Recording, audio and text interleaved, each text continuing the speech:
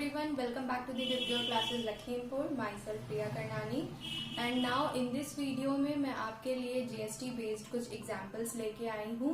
मेरी last video में मैंने GST के किए थे, like for example GST क्या है, GST में कितने sales होते हैं and blah blah blah. So इस वीडियो में मैं आपके लिए बहुत सारे बेसिक कंसेप्ट्स लेके आई हूँ कि GST को कैसे कैलकुलेट किया जाता है और GST बेस्ड क्वेश्चंस कैसे सॉल्व किए जाते हैं. मोस्टली इस वीडियो में ML Agarwal class 10th ICSE के कुछ क्वेश्चंस हैं. So here we go. So let's discuss the question number 1 of the exercise, and that is an article is marked at 15,000. Marked का मीन्स क्या होता है. जैसे फॉर एग्ज़ाम्पल आप किसी मार्ट में जाते हैं, कोई सामान पिक करते हैं कि आपको ये परचेज़ करना है, तो उसके टैग पे जो प्राइस प्रिंट होता है उसे हम मार्क्ड प्राइस कहते हैं.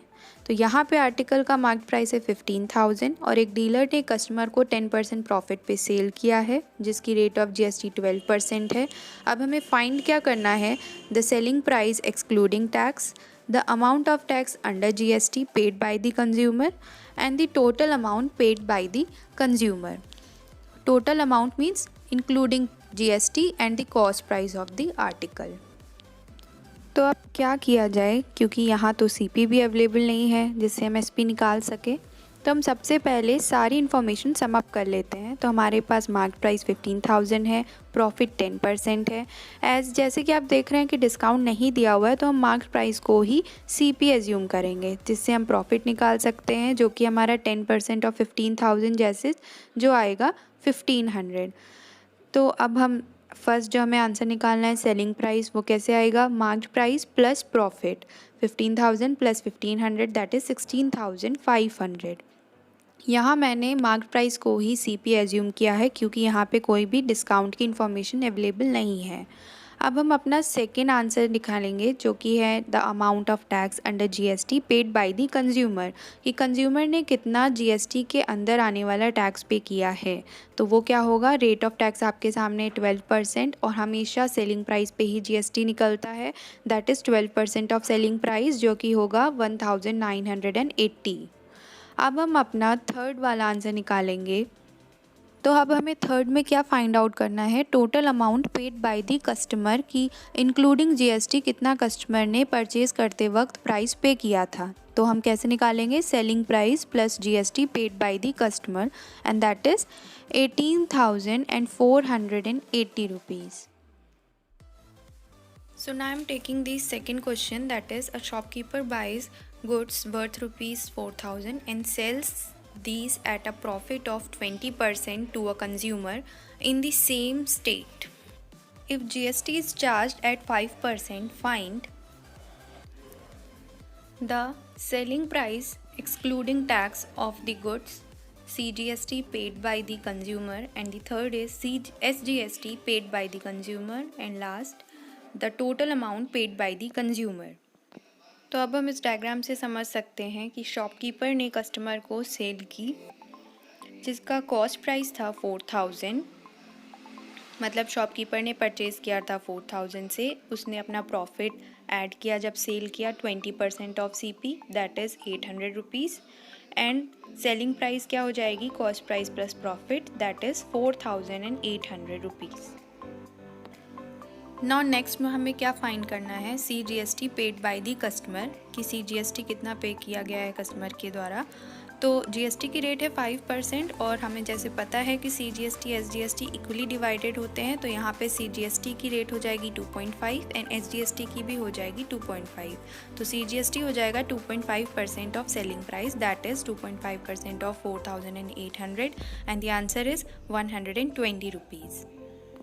अब हमें नेक्स्ट फाइंड करना है SGST paid by the consumer. तो हमारा SGST की रेट है 2.5% of selling price that is 2.5% of 4,800 and the answer is 120 rupees.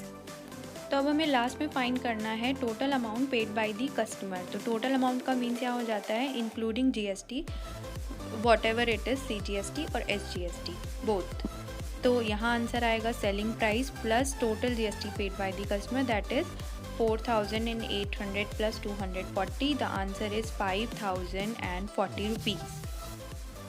ये है मेरा क्वेश्चन नंबर 3 जो है the marked price of an article is ₹12,500. A dealer in Kolkata sells the article to a consumer in the same city at a profit of 8%. If the rate of GST is 18%, find. एक article का marked price 12,500 है जो उनकी dealer है कोलकाता में, उसने cell किया है आर्टिकल कंज्यूमर को सेम सिटी में. मीन्स ये इंट्रा स्टेट सप्लाई है with in the same city state. And profit क्या है 8% and rate of GST is given 18%. अब हमें फाइंड क्या करना है, selling price including tax of the article, IGST, CGST and SGST paid by the dealer to the central and state governments, and the last the amount which the consumer pays for the article. तो अब हम इसे एक picturise form में check करते हैं. तो dealer ने सेल किया है कस्टमर को जिसका मार्क्ड प्राइस है 12,500 और प्रॉफिट है 8% और GST रेट है 18%, मीन्स CGST 9% एंड SGST 9%. तो अब हम सबसे पहले प्रॉफिट निकालेंगे. तो प्रॉफिट 8% ऑफ मार्क प्राइस. जैसे यहाँ पे आपको क्वेश्चन में दिख रहा है कि कोई भी डिस्काउंट की इन्फॉर्मेशन अवेलेबल नहीं है तो हम as it is mark price को ही CP एज्यूम करेंगे. तो हमारा प्रॉफिट आ जाएगा 8% ऑफ 12,500 दैट इज़ 1,000 रुपीज़. अब सेलिंग प्राइस निकालेंगे हम excluding tax, means only mark price plus profit, that is 12,500 plus 1,000 that is 13,500 rupees. अब हमें निकालना है IGST. एज IGST नील होगा क्योंकि यहाँ पे कोई भी इंटर स्टेट सप्लाई नहीं है, सिर्फ इंट्रा स्टेट है, इसलिए यहाँ पे IGST नहीं होगा. अब यहाँ पे होगा CGST एंड SGST जिसकी रेट मैंने आपको बताई 9% और 9% किसका, SP का 13,500. तो यहाँ हमारा CGST एंड SGST दोनों ही 9% ऑफ 13,000 दैट इज़ 1,215 रुपीज़. अब लास्ट है हमारा amount paid by the customer, मतलब कितना कस्टमर ने पे किया है परचेज करते time. Selling price plus GST that is 15,930 rupees. तो ये है मेरा question number 4. A shopkeeper buys an article from a wholesaler for ₹20,000. एक शॉपकीपर ने एक होल सेलर से एक आर्टिकल बाई किया, ख़रीदा 20,000 में और सेल किया कस्टमर को 10% प्रॉफिट पे और उसकी GST रेट 12% है, that means CGST 6% and SGST 6%. अब हमें शॉपकीपर की टैक्स लायबिलिटी निकालनी है. लायबिलिटी मीन्स हो जाती है कि कितना शॉपकीपर ने पे किया था गवर्नमेंट को एज GST टैक्स. तो यहाँ हम एक पिक्चर से समझते हैं कि होल सेलर ने शॉपकीपर को सेल किया, शॉपकीपर ने परचेज़ करते वक्त कोई अमाउंट पे किया था, वो क्या था अमाउंट हमारा 20,000. अब यहाँ पे इनपुट GST एक टर्म यूज़ करते हैं जिसका मतलब होता है GST पेड, जितना GST पे किया जाता है परचेज़ करते वक्त. तो यहाँ पे शॉपकीपर ने 12% 20,000 का पे किया था, मीन्स 2,400 रुपीज़. अब शॉपकीपर ने जब कस्टमर को सेल की तो उसने कुछ प्रॉफिट मार्जिन ऐड किया, वो था हमारा 10%. तो यहाँ पे profit earn by shopkeeper 10% of 20,000 that means 2,000 rupees. अब शॉपकीपर की सेलिंग प्राइस क्या हो जाएगी, cost price plus profit that is 20,000 plus 2,000 rupees, total 22,000 rupees selling price हो जाएगी जो कि कस्टमर ने पे किया था शॉपकीपर से परचेज़ करते वक्त. अब हमें फाइन करनी है टैक्स लायबिलिटी शॉपकीपर की. तो उसका एक फॉर्मूला होता है output GST minus input GST.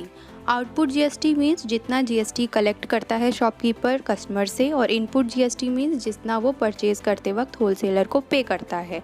तो यहाँ हमने आउटपुट GST निकाला 12% ऑफ 22,000 2,640 रुपीज़. टैक्स लायबिलिटी है शॉपकीपर की output GST minus input GST that means 2,640 minus 2,400. तो हमारी टैक्स लायबिलिटी क्या आ जाएगी 240 रुपीज़. ये है मेरा question number 5. A dealer buys an article for 6,000 from a wholesaler. The dealer sells the article to a consumer at 15% profit. If the sales are intra state sales means within the same state the rate of GST is 18% that is CGST 9% and SGST 9%. तो हमें find क्या करना है, input CGST and input SGST means जितना GST पे किया गया है, output CGST and output SGST collected by the dealer. And the third one, the net CGST and SGST paid by the dealer to the government.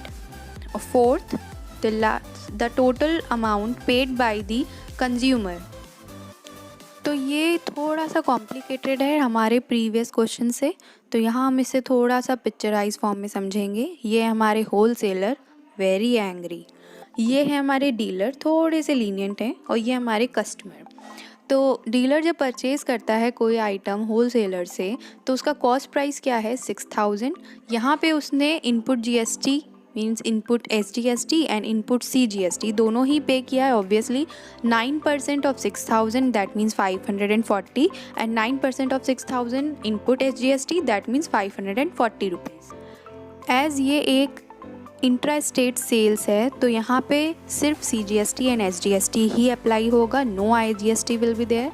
तो अब हमारे dealer भाई साहब कस्टमर को सेल करते हैं कोई एक आर्टिकल, तो वो ऑब्वियसली अपना प्रॉफिट ज़रूर इसमें ऐड ऑन करेंगे, जो कि प्रॉफिट परसेंट है हमारा 15%। तो हम 15% निकालेंगे 6000 का, दैट इज़ 900 रुपीज़। तो अब डीलर कितने में सेल करता है, कॉस्ट प्राइस मीन 6000 जितने में उसने परचेज़ किया था प्लस प्रॉफिट 900, तो हमारा SP आ जाएगा 6900 रुपीज़। अब यहाँ हमें निकालना है आउटपुट CGST। तो आउटपुट CGST 9% ऑफ 6900 मीन 621, और सेम रेट ही SGST की रहेगी 9%, तो दैट मीन्स हमारा आउटपुट SGST भी 621 आएगा। तो अब हम नेक्स्ट पार्ट निकालते हैं जो है हमारा net CGST and net SGST। तो यहाँ नेट का मीन्स हो जाता है जितना हमें टैक्स लायबिलिटी पे करनी है, तो output CGST minus input CGST, ये इसका फॉर्मूला है। तो आउटपुट CGST हम निकाल चुके हैं 621 और इनपुट CGST भी 540, तो इसका डिफरेंस हमारा नेट CGST हो जाएगा। सेम ही केस हम नेट SGST में भी फॉलो अप करेंगे, तो means output SGST minus input SGST, तो हमारा आंसर आएगा 81। मैं फिर से रिमाइंड करा दूं, आउटपुट मींस जितना CGST और SGST हम कलेक्ट करेंगे, और इनपुट मींस जितना हम पे करेंगे। अब हमारा लास्ट पार्ट है amount paid by the customer. तो वो obviously selling price plus CGST plus SGST जितना हमारा कस्टमर पे करता है, तो हमारा आंसर आएगा 8142 rupees. Thank you for watching. Please do like, subscribe and share if you like this.